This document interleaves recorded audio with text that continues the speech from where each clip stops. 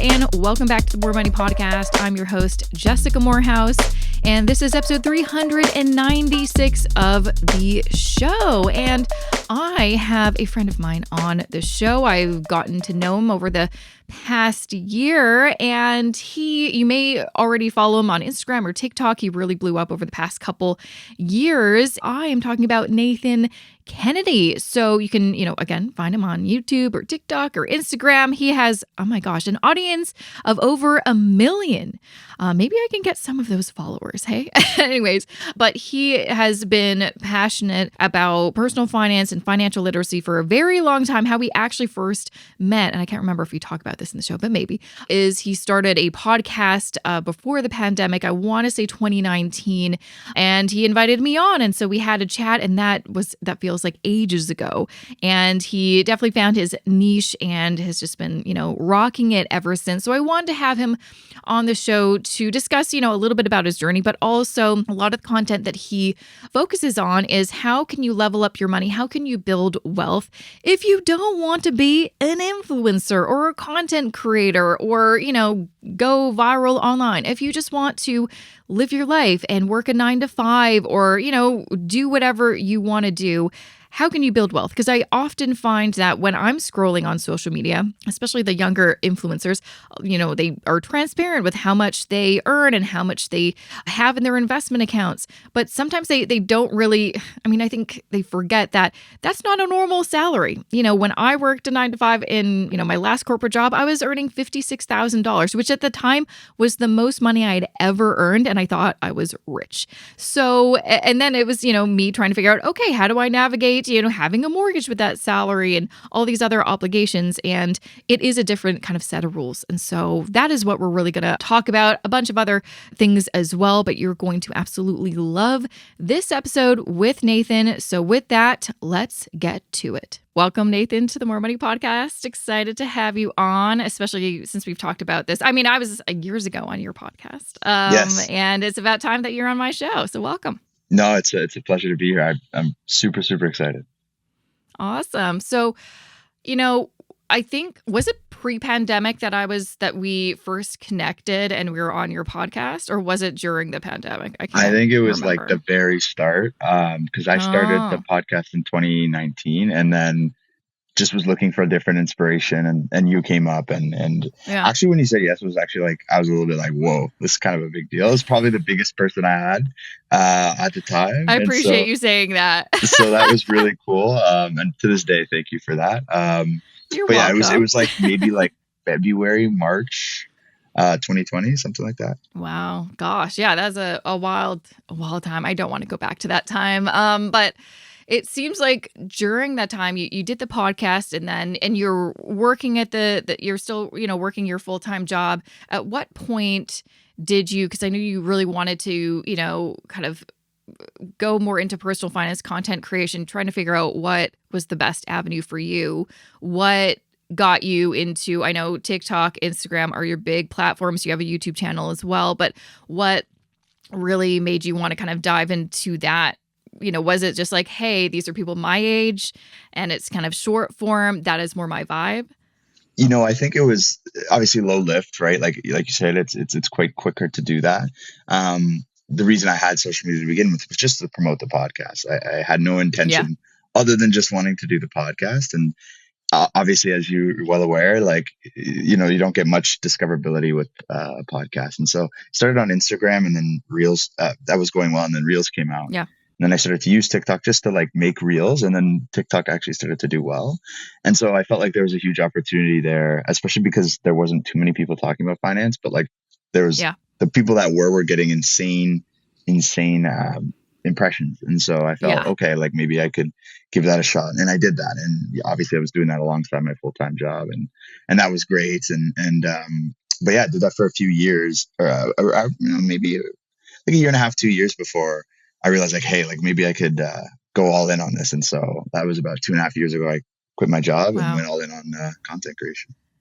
That's wild. Can you, explain what it means? I've had a few other content creators on the podcast, but I think people are always interested, especially if you're on social media a lot. You see these, influencers, content creators, and you're like, how the hell do they make a living? What does that look like? Because it can be a lot of different avenues. What did that look like for you? How did you feel comfortable enough to leave your, maybe safe and secure job to do what you're doing now?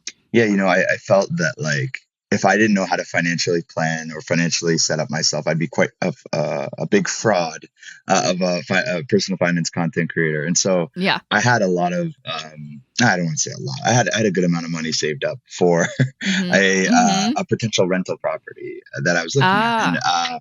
And, things were going well at work, and I started to make more money with the content creation. And eventually I started to make more than my job. And so I figured, well, what I could do instead of maybe purchasing a property, I could use that as an opportunity fund, sort of like a fallback thing. And I can give this thing a full-time shot for a year. And we'll see where it goes. And if I stop making money, I could always go back to corporate. There are a dime a dozen, a lot of the jobs.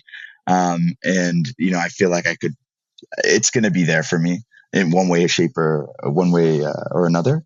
But this might not be. And, obviously the news right now, obviously TikTok potentially getting banned and all this kind of stuff. Yeah, I was going to ask you about that. I mean, I know we're based in Canada, but do you think they'll still have a big impact? Because if this does get passed, US, viewers of your content won't be able to access, at least your TikTok, they'll still be able to access your Instagram.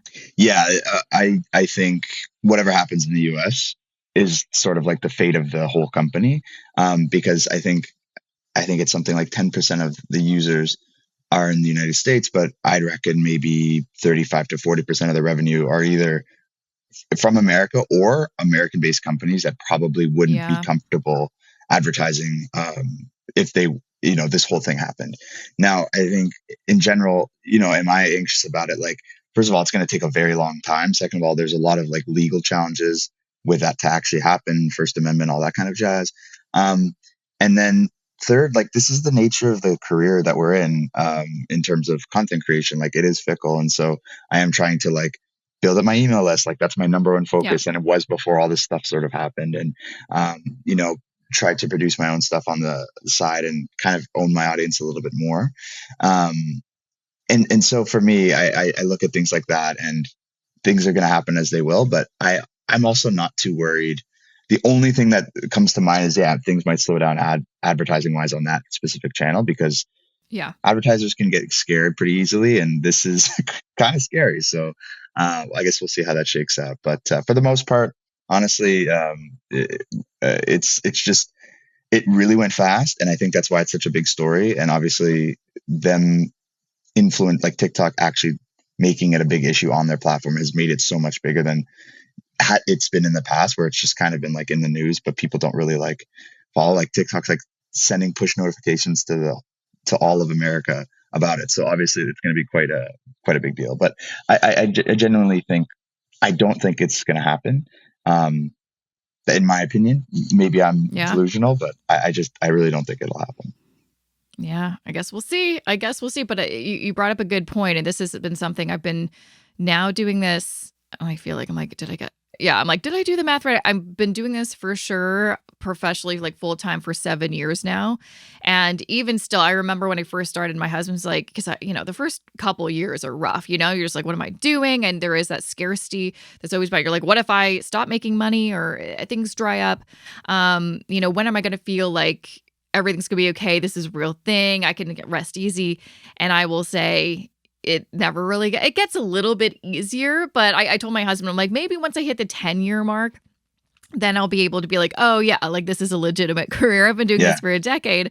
But now that I'm like, in year 8, I'm like, I still have those worries of like, what if this dries up? What if I mean, now as I'm getting older and approaching 40, I'm like kind of worried. I'm like, what if I'm aging out or something like that? Even though, if anything, I'm getting better at what I do because I'm more knowledgeable, more experienced. But it's just like one of those things. You're like, what if I, get wrinkles? I don't know. And people don't want to, look at someone my age for that kind of content. I don't know. Just little insecurities that I have. And What I will say, though, is the best thing that you can do for yourself, and this is for anyone listening who wants to, explore this if they want to do it, is that, diversification is key. Never just, and I've seen this happen with some content creators, they only focus on one platform instead of, like, I know for a long time, people who were like really big on TikTok had like no followers on Instagram. Like, why are they not cross posting or putting that same energy? Because again, TikTok, it's going to go away, has been in talks for years. And I remember there was a lot of content creators be like, please follow me on Instagram because apparently they're going to shut it down. So it's like, you just never know what's going to happen to a platform that you do not own, and it could go away. There's been lots of social platforms. Do you remember like Periscope? And what was that one that was, it was just talking. MySpace? What was that? No. I do remember MySpace. Were you even old enough to have MySpace? I had a MySpace. Did it was you? on the tail end. Yeah, it was like 2000. Oh, that tail end. Oh my god. Oh, MySpace. Or 7 or whatever. No, yeah. there was something else I can't remember, and it was basically like it was kind of like a podcast, but not. And it was really big for a while. I feel like even in early days 2020, and now no one talks about it. And I can't remember the name of it, but it was, you can listen to people chat together. I can't. Do you know what I'm talking about? Jeez, this is gonna bother me. I know. Okay, it's okay. We'll move on. But if you think, it out in the middle, just blurt it out if you think about it. It's gonna drive me crazy. But so those went away, and now even like Twitter/X or whatever you want to call it. I used to really like that platform, and now it's trash in my opinion. Like, I never go there, and I don't post on there anymore just because I don't like what's going on. And so it's one of those things, you've got to be very agile and just evolve and also own stuff, like have your email list and create your own products, do things that no one can take away from you is kind of what I've learned. Because things have happened. I mean, at the beginning of 2020, or like the March, kind of April of 2020, all of my work dried up because a lot of it at that point was speaking and brand partnerships, and there was no events and no brand wanted to do advertising because they didn't know what was going on, and that was scary. But then I can kind of lean into some other things I did, like my online courses and my financial counseling, which actually brings me to another question. Last time, or one of the last times I saw you, it was at this conference for accredited financial counselors in Canada, and I saw you there. How's that going? I know you were studying. Yeah, so. I have both tests booked for April 4th and 5th. You can do them back to back? I'm doing, or no, I think it might be. I might have gave myself a week, but I'm studying, I was literally studying for hours before this. Yeah. Sorry. Sorry. No. I was done. I was fully done. But that's something that I'm really excited about. And that's something that you really inspired me with, because I think it's the best option that content creators have to gain a little bit of legitimacy, not just being some random person, but it's also not a CFP where you have to spend years and years and years for something that ultimately, I don't want to manage people's money. I don't want to actually, I just maybe I'm telling you right now, though, once you finish the AFCC like I did, and I took a year break, I'm like, I'm good. I don't need to get any more credentials. You're going to crave a little bit. You're going to miss school a little bit. So I know you're going to take more courses. Don't you worry. You're going to do like me, where I'm almost ready to take my QAFP exam. But like you said, I started the journey to become a CFP, which I will eventually get in 2020. And it's now 2024. Yeah. And it's just because it's like trying to find time in your schedule to just dedicate to studying when you're working full time running a business. Very difficult. Yeah, absolutely. Difficult. But you're right that that sort of I don't know, now that I'm this close, and I'm I don't know, I feel pretty confident that I'm going to pass and get it and everything's going to be great. Course. But now I'm damn, I was literally looking at MBA programs. I was looking at all these different things, and I was man, that could be really cool. Because we have to, in this career, sort of add legitimacy to what we're doing if we want to make it more professional, if we want to be all this kinds of, have those sort of opportunities, everything like that. And so, it's just an ambition for me. And also I want to learn, I want to have more credibility. I want to create better content, things like that. And Well, so that's the thing. Have you found like studying, you're like, hey, even though what I recognize is like, oh, I do know quite a bit. So that makes me feel good. It confirms that you're like, okay, yeah, I know what I'm talking about. But it also, gives you new ideas and can make your content better. And like for me, even though I'm still always like looking to you, I'm like, gosh, look at you with all your followers on those social media apps. I really need to up my game. But what's interesting is when I do see some other people's content, I'm just like, oh, that's so basic. And it's like, there's nothing wrong with that, but it's like, sometimes like it's good and bad to have like more education, but sometimes, yeah, it's like, I want to go deeper. And I'm excited to kind of see what kind of content you create as you can kind of continue your trainings and stuff like that, because you'll be able to explore deeper things than, finding stuff just kind of regular stuff. Anyway, that's what I found. I found it was actually really exciting to learn more. It got you more excited to create more interesting content. 100%. I think really the level of intrigue or the level of the content is the storytelling ability of the content creator rather than the actual content. Like a good storyteller could make something like spend less than you earn interesting. Like I think I've made videos around very basic concepts. Like literally, like I made like a 2-minute skit. This whole thing around literally, it was like once I could describe it in one sentence. Like invest the money that you get from your employer match, right? Like that's it. Don't let it sit there. Invest it. Period. That's literally the premise of the video. But I made this whole like spiel about it, and it did well because it was compelling. And so I think that's why like that's the sauce to content creation, especially in our space. Is like a lot of this stuff is really, really basic. Spend less than you earn, invest the difference. Everything else falls in line after that. But if you can sort of tell that story that like lands with the audience, like I think that's great. That's great. And for me, again, it's like the AFCC, CFP credentials, things like that. Again, it just better equips me to add that nuance. And like you said, like separate, from people who are just kind of saying whatever, doing whatever, It's true. And I feel like if we are going to be in this space for a long time, we do kind of have a responsibility to, own our shit a little bit more, so to speak. And just like, make sure, like when you look at, I always kind of give the comparison of you're following someone in fitness. And lately I've been like, as I get older, I'm like, my knees hurt, my back hurts. And then, I look at something on Instagram and then everything after that is like, hey, here's what you need to do to strengthen your hip flexors and stuff like that. For me, I like to follow people who have their certifications in professional, fitness training, not just someone who doesn't, because I'm like, I'm going to trust the person who actually did some, actual classes, so I don't do something improperly, you know what I mean? And so I think it not only benefits you're going to be better at what you do, but then you're going to make sure that you are helping people and not leading them astray or saying, so, I see content creators all the time use the wrong terms or explain something in the wrong way. And it's like, I know it sounds like a little thing, but then someone will remember that and then they'll have that misinformation and, it all kind of adds up. So it's like, we got this responsibility to do our best. And I know I recognize that in you. That's why I think you're doing great.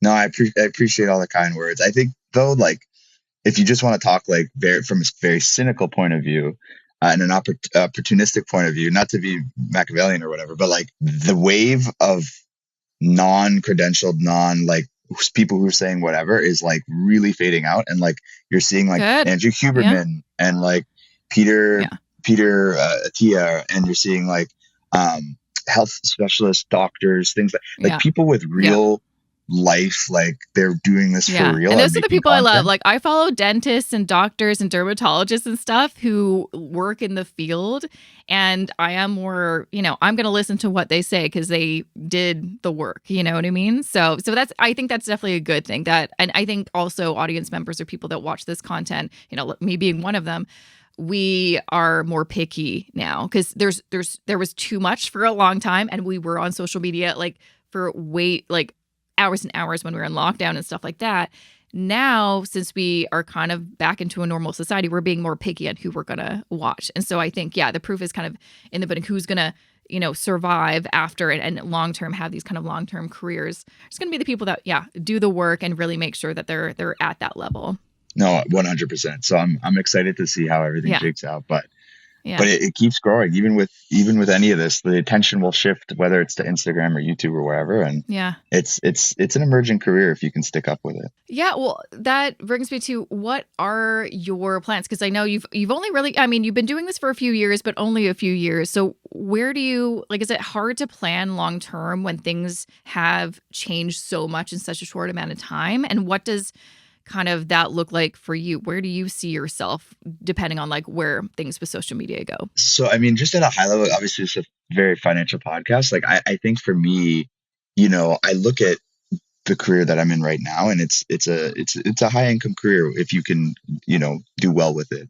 And, I think after, like, maybe this is just because recently I was doing some like Monte Carlo stuff, some like long-term projection stuff, if I were to invest this and that, whatever, scenario planning.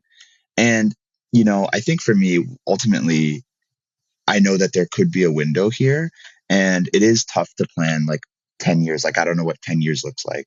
I do want Yeah. to be involved with entrepreneurship and things like that. But ultimately, like, I'm trying to just pretty much sock and invest everything away Yeah. and, reach a really pretty much like financial independent position over the next Are few you years, kind of a let's say. fire person? Like, do you have this idea, I want to retire by, or like not retire, but have enough money that you don't have to make new money I at have a a certain number age? for sure. Like I have Yeah. a number Yeah. that like I want to hit, at where, I could live comfortably if everything went down and everything like that. And so that's sort of like one of my biggest driving goals is to how can I set that up with this sort of career and everything like that. Obviously, I want to continue to help and be a steward of financial literacy for the rest of my life. And whether that's within what I do or within a Yeah. company, that's fine. I'm not very like, I know some Hmm. entrepreneurs are like, I'll never work for a corporation. Like, yeah, like I'd love to work for a corporation if they want to buy a company I start. Like, that's great. Like, I do a Yeah. little Yeah. vesting Yeah. thing, whatever. Right. So I think generally I'm trying to figure out, how I can establish myself as a professional in this space and have that legitimacy, and then grow businesses alongside with that and help people in the process. And so that's sort of like the next phase. And what I'm working on right now is a new newsletter that I started where it's geared at helping working professionals become more financially literate, but like with the twist of like it being uh, like with a corporate sort of point of view. So people like around like how do you operate? How do you negotiate more effectively? How do you manage your paycheck more effectively? How do you manage shifting your retirement accounts to a new Yeah. job and like what's a Lyra and stuff like that. So like having that sort of perspective to it, because I do think there's a lot of personal finance stuff out there. There's a lot of career advice, that stuff, but like the actual bridge I found wasn't. And so that's what I'm trying to solve for. And I feel like maybe I could build a brand around that, and then maybe that could be the next thing. And so that's kind of what I'm working on. But dollars and cents Yeah. wise, like I'd love to get to a nice little number these next few years here, and then kind of just have some fun, and then I can just do whatever. Yeah. So yeah. Yeah. I used to think the same thing at your age, though I feel like I kind of maybe didn't get started later, but it took me a while. I certainly wasn't earning very good money throughout my whole 20s. It wasn't until I hit my 30s that I kind of saw that. But what I found is sometimes you'll have a number. You're like, once I hit that, I'll feel really good. I'll feel secure. Maybe I'll ease things. And then you tend to kind of push the goalpost a little bit. You're like, what about the next bit? And that's not a bad thing, but just recognize that because sometimes it can be dangerous. You're like, oh, when am I satisfied with things? No, but I love the idea of the newsletter because what just popped into my head is often when I'm on social media and I do see personal finance, content creators or even like, the people that are like finance/business/marketing or whatever, a lot of the advice that's like, oh, you want to level up your money and build wealth. It's about getting a side hustle. It's about like working more. It's about Yeah. getting a side hustle, starting a business. And you're like, well, yeah, I get that. It's important to earn more money. I always had a side hustle before I went full-time self-employed. Was not out of like, it was literally out of necessity because I needed to earn more. But there should be more information for people. They're like, yeah, but I don't want to be an entrepreneur. I like my job. I like what I do, my career. What can I do? Because this solution should be like, to start a business and quit your job. What if you really like, I know so many people that like, I work corporate, I work for this organization or this university. I love my job. So what can I do with the money that I'm pulling in? 100%. And I want to say this. I think the whole side hustle thing, 99% of it, nonsense. Absolute Yeah. nonsense. Like, You am don't I like the really going to passive go? income stuff? I really don't, because Yeah. like the premise of passive income is great, making money Yeah, while you sleep and all sure. this kind of stuff, but it's been so Great. like distorted and misrepresented as to what it really is. And I think I want people to pursue entrepreneurship and things like that, but like there is a part of it where like if you really want to go and do it, like you will go and do it. You're that type of person. And a Yeah. lot of people, the majority of people like want to work a job and like their job isn't their vocation. They don't have these crazy goals or whatever, and that's totally fine. So for me, it's like, how do I help them operate and meet them where they are? And how Yeah. do I help you be more efficient at your job? Because like Yeah. you could take those 10 hours, I don't know, walking dogs or maybe doing some like side hustles on YouTube, which is great. You'll make some money. Or you could take that 10 hours and invest it in yourself and become way better at your job. That gets you the next job that makes you like 30 or 40 grand more a year. You know what I mean? And like that's, to me, is much more time well spent, and will develop you a lot further than maybe making some extra bucks on the weekend, which you could do both things. But I just think that like I want to focus on the bigger rocks, the bigger levers there, with that kind of stuff. So that actually reminds me, I've been seeing a lot of content and news articles that, I mean, they really haven't gone away for the past several years about job hopping. First it was like millennials are job hoppers, they're terrible people, and now it's Gen Z or job hoppers, terrible. What are your thoughts? Because personally, I was told, don't be a job hopper, looks bad on your resume, you won't get hired, all these negative things.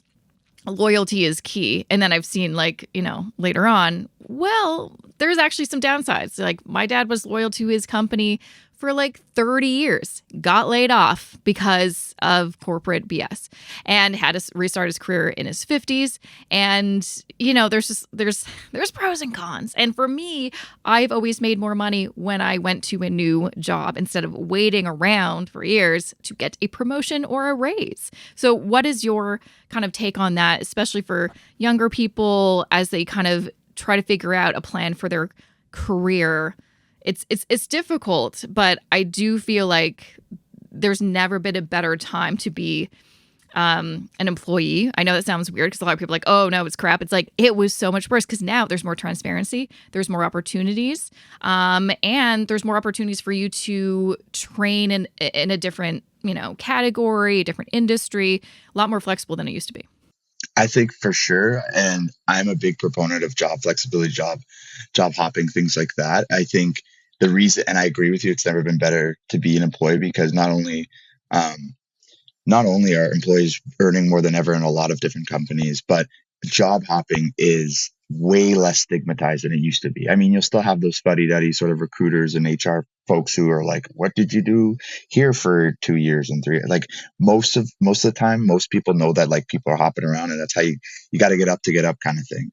And I think that like that's fantastic because now you're seeing people significantly increase their income, because they don't have to operate within the confines of like, obviously employees will always have to operate within the confines of pay equity, but like not so much internally, right? Like we can't give you a 20% raise because that's not fair to everybody else in the company. Well, okay, I'll go get a new job and I'll get that raise for myself. And that's a realistic outcome for a lot of people now, which is awesome. And so every couple of years, not every single year, every few months, you should be leaving. Of course, you still want to develop and grow within a company, but I think the income potential these days is amazing. It really is. And I know people, and I've seen people, it's very common to be doing quite well, making six figures, like because you made the right moves and you were strategic about it. And so I love speaking to that because that's a great realistic outcome for like so many people. And not enough people like realize that they could achieve that without starting some crazy multi-7-figure business. And I think the important thing to remember too is obviously this depends on where you work. And it's really about identifying those company red flags, or you will be able to know, can I actually grow in this company or not within the first year? Because you'll be able to see, are there lots of moves? Are people being promoted internally? Is there growth? And for me, every single job that I did not get a promotion or raise at, I knew that within 6 months to a year. I'm like, this is going to be really difficult. There was like almost no growth for anyone who was like on my team, or no. Yeah, every department I ever worked in, no one got a promotion, and I was there for 2-3 years. So that's your signal. If no one else is getting promoted raises, then maybe that's not going to happen for me because it's not happening Exactly. for anyone else. So read those, like, be aware, talk to people, see the signs. Don't wait around 5 years and be like, well, maybe I just have to stay one more year. It's like, it's probably not going to happen if it hasn't happened now. So you could be leaving money on the table if you're waiting around for them to, recognize your value. Someone else will And recognize your value and pay yeah, for it. and it's a scary thing, to leave, and change is scary. But it's, a lot of the time it can be quite fruitful. Now, obviously, sometimes grass is green on the other side too. So it's not like the greatest thing since sliced bread. You should be quitting all the time. But I do think that, like, part of a lot of my content is encouraging people to say, like, hey, like, you should leave. You just haven't yet. Like, maybe you should consider that, and, like, maybe sharing why, and things along those lines. So I know, I'm an older millennial. Maybe you're a younger millennial or an old Gen Z. I don't know what the ages are. It doesn't really matter. But you are still in your 20s. And I know you have a big following of people who are younger, which I think is that is a really important demographic to reach with your information about how to improve your financial life. Because if you can get that in your 20s, you will be set in your 30s, 40s, and onwards. I'm curious, what are some things, in your opinion, that young people today should absolutely know about money, and some mistakes that maybe you've made that you want to make sure that they don't make? One of the most common ones that, like, still, like, boggles my mind is, like, credit, and just daily management of credit card is the most common thing that I see are among, like, people in their early to mid 20s, late 20s, like, really starting to, like, make a little bit of money. Like, I don't know why, but it seems as though, like, they just think that, like, you should carry a balance, and it's fine to have a couple $1,000s on your credit card. It's like, I'll get around to it. Like, I was in Cancun and I was whatever. I had to shop. Life gets in the way of Christmas, whatever. It's like, fine. It's not that much money. I could pay it off whenever. And they just do not comprehend how much money it's costing them. Like, it's costing them, like, hundreds of dollars a month just to have that balance. I don't demonize debt. I think, I have a whole YouTube channel that's made several videos on, like, optimizing credit cards and Amex points, Aeroplan, all that jazz. And if anybody wants to go check that out, you can check it out. Quick plug. But I think generally, like, that seems to be the most common one. So pay off your credit card in full, on time, every single month. Keep that utilization nice and low, ideally or under 30%, and use it responsibly if you're going to use it, because there are perks around purchase security, and warranty, and insurance and things like that, which are great, on top of the whole cashback or points accumulation. But I think that's, like, the most common one. It's maybe not the most important of the whole scheme. I think spend less than you earn, invest the difference, get started important. early.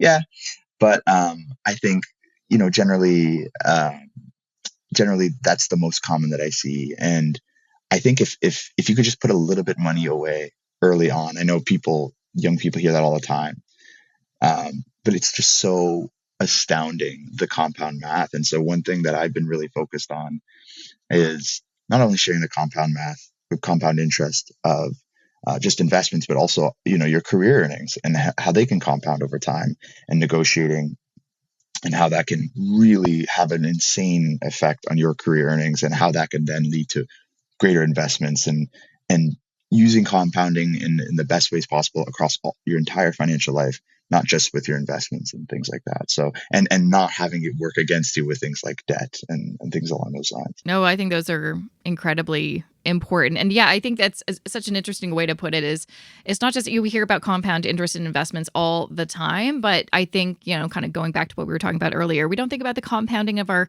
incomes, our salaries. And so if you're not paying acute attention to that, like, at least do a little audit of it once per year to be like, what's my cost of living? And lots of our cost of livings have increased over the past couple of years with inflation. Yeah. And then if my salary has stayed the same, that means I'm really earning less because things are costing more. So you need to reassess why am I staying with this company who refuses to give me, a cost of living raise? A lot of, companies like, oh, we'll get to that. Or, well, we just don't have the money in the budget for it.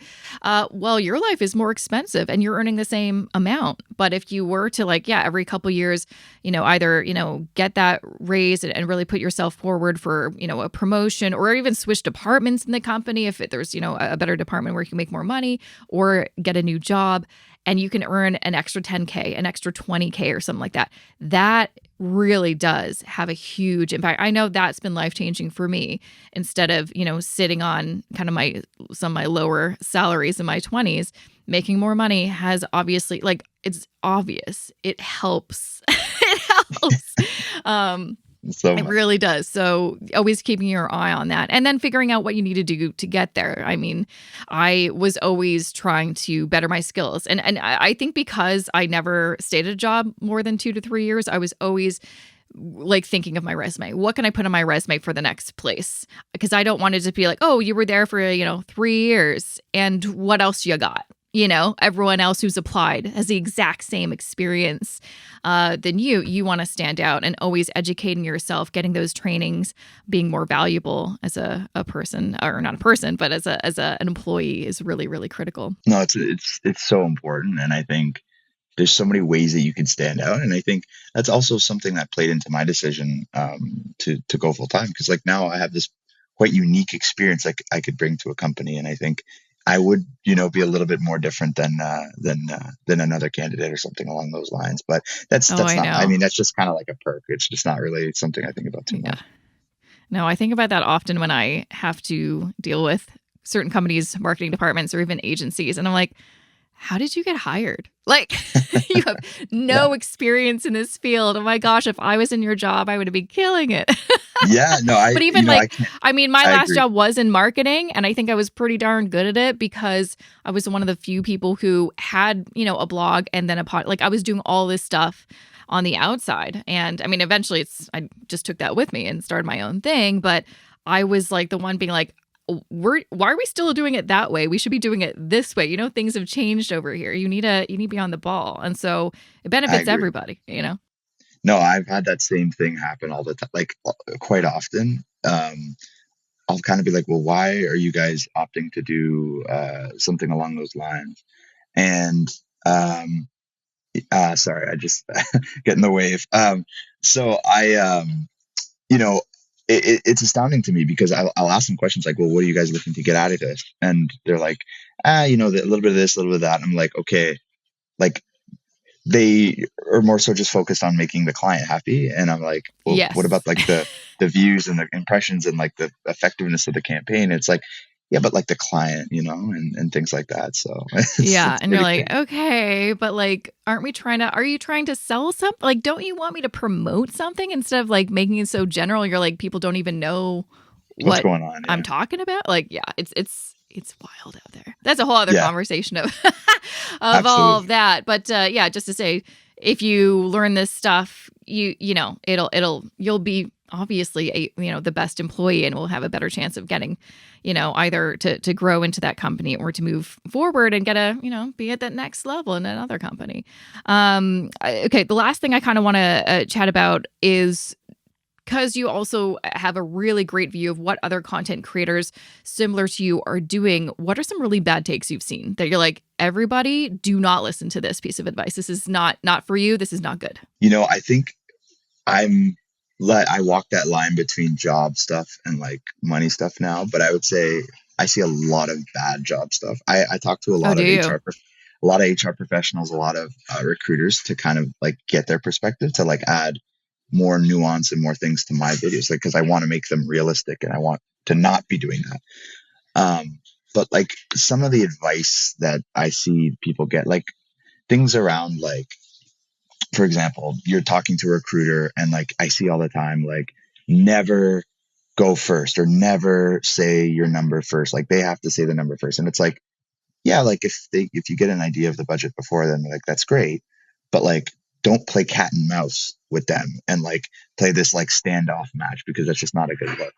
Know your numbers, know the general range that you want to be in, and look to work within that and have them work with you, because you're wasting your time if you're just refusing to say anything or saying like, hey, like, and if they don't care, then Yeah. it's fine. You can move forward. But I do think that can hurt you more than can help you. I think with the money stuff, obviously, the water kind of fell out on crypto. And I think generally for crypto, it's kind of like Bitcoin and Ethereum, and then everything else is really just gambling. I mean, even even Bitcoin and Ethereum, you should not be putting your life savings into that either. But I did see early on a lot of that sort of rhetoric, individual stocks, things like that. There's so much that I've seen that I'm almost numb to it, to where I can't even give you a great example. But I think the one thing that's really positive is the biggest creators and the best creators that I've seen across multiple niches, not just ours, are the ones saying the good stuff. It seems as though the cream rises, and it sort of speaks to what we were saying earlier. Like the professionals are starting to win bigly now, which is great, because that means there's less misinformation and people are actually getting the information they need to make good decisions. So that's at least a good thing. Yeah. No, there's definitely some more. I feel like, yeah, there's been a lot more people, recognizing that's actually really, bad information, and then putting those in the comments, and then more people. I've seen, influencers that used to be something and aren't as much anymore, just because maybe they started out good, and then I don't know, they just started going a certain way, usually because of money, because they were offered money to talk about something. And, I've mentioned so many times when talking to creators on this podcast, the one thing that you can't afford is your dignity and your credibility. And so you got to be real careful what you say. And people are listening. I mean, even for me, I know you mentioned, I've listened to some of your, solo episodes, and I really don't do too many of those, but that just goes to show how long you've been listening. You've heard some old, seasons back in the day. And it's wild because, I've been doing this podcast for in June it'll be 9 years somehow. That's kind of crazy. I kind of I know people are listening, but also I don't, sometimes I don't think about all of the people who are listening and really taking in what I'm saying. And so when people remind me of that, I'm like, remember, your words have weight and power. And so you, again, have that responsibility to make sure you're doing what you need to do and doing it well, and just, taking care. Because, people are giving me their time and their attention, and I need to make sure that, I'm saying, thank you for that. And I will, serve you, some good stuff in reciprocation. But I know we could probably, talk for a lot longer, but I know you need to go. So thank you so much, Nathan, for coming on the podcast. I'm sure I'll have you on again, maybe at my home studio next I would time. love that. And sorry, apologies, I couldn't do this time. No. It's fine. Where can people find more information about you, your newsletter? Where can people find you? Yeah, so I think the first place is Instagram. Super easy. I'm Nate New Money on Instagram, and then New Money Nate on everything else. New Money Nate was taken on Instagram, unfortunately. That's so annoying. And Are they doing anything with it? No, that's the worst part. That's the worst part. But anyway, it's too late now, too, right? Yeah, it's too late. Don't get me going. It's already done. It's already done. So. But yeah, the newsletter is called The Career Earner. You can check it out. It's across all of my socials, or you could just search up The Career Earner. It should come up on Google. Subscribe. I send it out twice a week, just on different insights around making more money from your job and then managing it effectively and things like that. But really appreciate the time, and I really would love to come back and do it in person. Yeah, we'll figure it out. I mean, I also need to figure it out on my end. So I need maybe a few little pieces of equipment to help me make this an easier transition with my nice camera that, is sitting right there, spent some money on it, and it really doesn't get as much use as it really should. So, but yeah, I appreciate you taking the time. And yeah, I'm excited to, maybe give you a few more followers who want to see what you're up to. And, one of those being, well, I'm not a new follower, but I'm excited to see what you're going to continue to put out there. Awesome. Thank you so much, Jessica. I appreciate it. And that was episode 396 with Nathan Kennedy. Make sure to follow him on all his social platforms, Instagram, YouTube, and TikTok at Nate New Money. So his handle is at new money. And I will link to everything in the show notes for this episode to make it very easy for you. So just go to jessicamorehouse.com/396.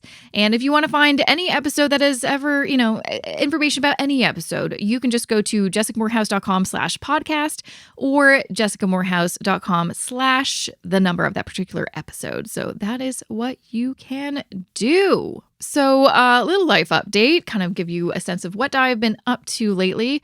So I have handed in my second round of edits for my book to my publisher.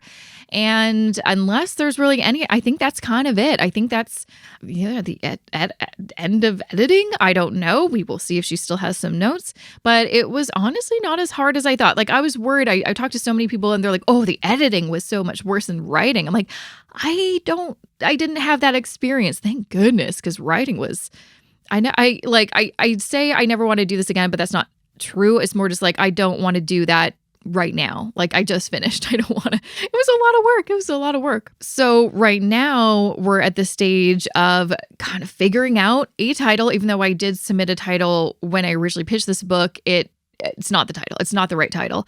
And so that is what we're working on now. And it is not easy. It is like, I don't love any of them. And I have to just reconcile that I may not love any title ever for my book. And which makes me sad because it's like, this is such a good book in my view. It is like, I've read it a lot and I still really like it. And it's such I think, important book. And I want a title that will show that. If you just see it, the cover, I want you to be like, ooh, that looks good. And it is so hard to find a title that does that. Hence why there's a lot of great books with terrible titles. So yeah, we're figuring that out. And then we're going to have conversations about the book cover. And then basically the next phase, like right after now, is there's a copy editor who's going to basically go through the book line by line. I'm very excited about this. And, word choices, phrases, or sentence structure, fix all that, because let me tell you, I like writing, but I know I'm not the best writer in the world. Or maybe that's not true, but no, I'm definitely not the best writer in the world. But I think I'm a pretty decent writer. But I definitely need someone to take a look at things and maybe just, shape them a little bit nicer. And then also legal. So we've got to have some lawyers take a look at everything so I don't get sued. So that's what's happening next. And, I'll let you know every phase of the way. I actually do have a YouTube video that I just posted on my YouTube channel, kind of more in depth about what my experience has been like just in this whole past year. So if you can check that out, jessicamorehouse.com/YouTube is where you can easily get directed to my channel. But yeah, so that's kind of the news of the day, really. I mean, it's one of those things where it's like, gosh, I'm so busy the past couple months doing these rounds of edits. I haven't really had much of a chance to think about what do you want to do once you're done that? I don't know. I haven't thought about that at all, really. I just have been, blinders focusing on this kind of situation. So I don't know. I mean, I do know. I do have a couple things on my list. I have one more course to finish that I signed up for a year ago, and then I had to pay money to renew it. So annoying. What a waste of money. That is the last requirement in terms of my educational requirements to become a CFP. And then I think probably what I'm going to do is I think it's called a professional education program you have to do. I don't know if I'm going to go direct to the CFP, honestly, probably because it scares the crap out of me.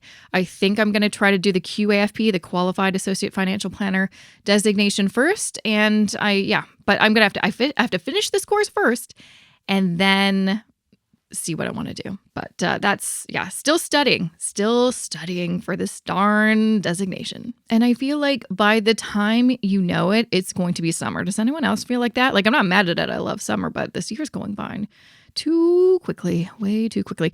But with that, let me share who is going to be on the show next week. I've got a new friend I just met maybe a month or so ago, Jamie Monty. She is a CPA based out of Canada. So we're going to be talking about taxes, but she also creates a lot of amazing content. If you are self-employed or a small business owner and you want to know taxes, and literally, like, this is why I want to make more YouTube videos, not about self-employed and taxes, because I haven't really posted too many videos in the past year, obviously, because I've been writing this book. but every single day I get like 5 comments, if not 10 comments every single day across all these different videos asking me questions about taxes and self-employment. And I always tell them, yeah, like here's the answer to your question, but I am not an accountant. So now I have someone that I can kind of send those people to, because she knows what she's talking about. She does this every single day. So we're going to have a really great time talking about that. And then very exciting, the week after, so this will be April 24th, I'm doing a solo episode. So that is just like an AMA Ask Me Anything kind of thing. I posted some, like an Instagram and a YouTube reel asking, and then I'll also sent out an email newsletter about it. What I'm trying to say is I need your questions so I can answer them in this solo episode. If you can help me out, that would be great. You can literally just DM me on Instagram, anything you want. It could be a personal question. It could be a money question. It could be anything under the sun. I just need your questions so I can compile them all and do this really great Ask Me Anything episode. So do that. You can find me on Instagram at Jessica I. Morehouse, or you can just email me directly. That's fine too. Jessica@jessicamorehouse.com. That's where you can find me. So that is it for me. Thank you so much for listening. A big thank you to my podcast team, video edit by Justice Carrar and produced by mravcanada.com. Thanks for listening. I will see you back here next Wednesday. Looking forward to it. Have a good rest of your week.